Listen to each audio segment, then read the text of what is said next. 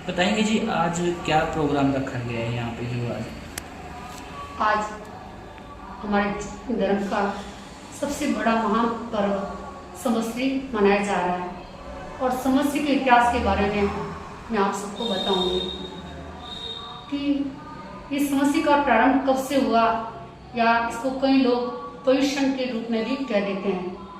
ये अनेक ग्रंथों में इसके बारे में आया गया है और इस दिन लगभग सभी एक दूसरे के संवादी होते हैं। इस विषय पर यदि विस्तृत वर्णन करना होता है तो जानकारी करनी है कि पर्युषण कर्क नाम की किताब है, उसके बारे में इसका विस्तृत जानकारी दी गई है। जैन समूहों के आचार विषयक निर्देश में बताया गया है कि चातुर्मास आषाढ़ में प्रारंभ होता है और इन 50 दिनों की अवधि में कभी भी पर्युषण किया जा सकता है।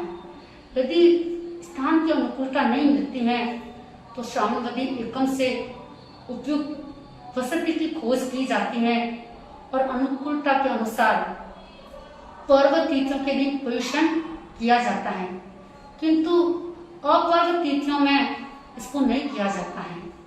शास्त्रकार कहते हैं अपर्युषण में पर्युषण करें और पर्युषण में पर्युषण नहीं करें तो मुनि होते हैं या साधु साधु होते हैं, वे प्रायश्चित के भागी बनते हैं। पंचमी, दशमी, पूर्णिमा, अमावस ये मुख्य तिथियां कहलाती हैं और 5-5 दिन के से खोज करते हुए यदि भाद्र शुक्ल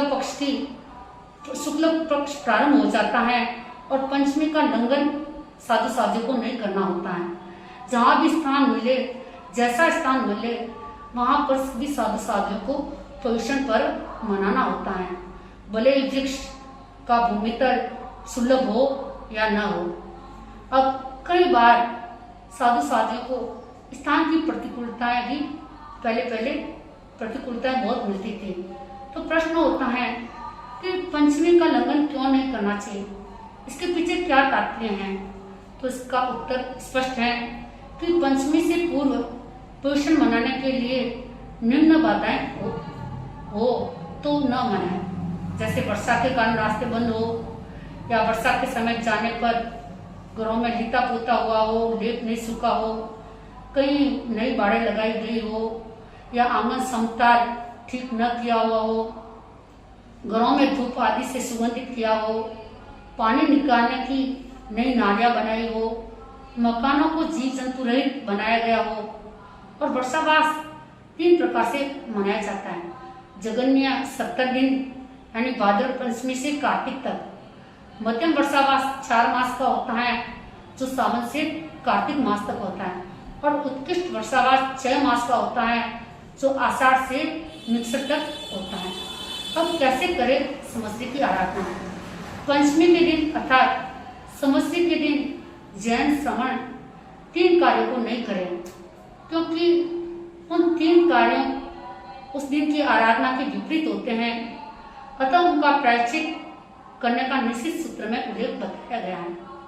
यदि कोई साधु साध्वी पर्युषण के दिन कोई कठोर वचन बोल देता है तो उसे खमतखाना नहीं करता है तो उसको कहा जाता है, संघ से भी अलग कर दिया जाता है। संवत्सरी शब्द है वह संवत्सर शब्द से बना है। वर्ष में होने वाले कार्यक्रम पर्युषण के लिए संवत्सरी का प्रयोग वार का प्रयोग है। मूल शब्द है पर्युषण। भगवान महावीर ने पर्युषण किया, गणधरों ने पर्युषण किया, दिगंबर श्वेतांबर सभी परंपराओं में इस संवत्सरी का महापर्व मनाया जाता है। और इस दिन विशेष रूप से सभी भाई बहन उपवासी होते हैं, न कुछ अन्न न जल कुछ भी ग्रहण नहीं करते हैं। और अनेक भाई बहन पोस्तोपवास भी करते हैं जो सूर्यास्त से लेकर सूर्योदय तक, या कई भाई बहन 24 घंटे, कई 36 घंटे, जैसे जैसे वह व्रत करते हैं उस हिसाब से वे पोषक व्रत भी करते हैं। और जब भाई बहन पोषक व्रत करते हैं तो एक दिन के लिए वह भी साधु की तरह उनकी दिनचर्या होती है और वह भी वैसे रहते हैं। और सिर्फ बड़े लोग ही नहीं, छोटे छोटे 2.5-3 साल के बच्चे भी इस संवत्सरी के महत्व को समझकर व्रत करते हैं। और ये जैन धर्म का व्रत एक बहुत अनोखा व्रत होता है। बाकी सब व्रत में खाना पीना होता है, लेकिन इसमें पूर्ण रूप से भूखा रहना पड़ता है और कई भाई बहन प्यासे भी रहते हैं। चाय, दूध, जूस कुछ भी नहीं इसमें लेना होता है। और भी यदि बताएं तो समस्या के बारे में बहुत कुछ बता सकते हैं, लेकिन मैं आज आप लोगों को इतना ही बताकर अपने बाबू को विराम लेना चाहती हूँ। ओम परम परम नमः।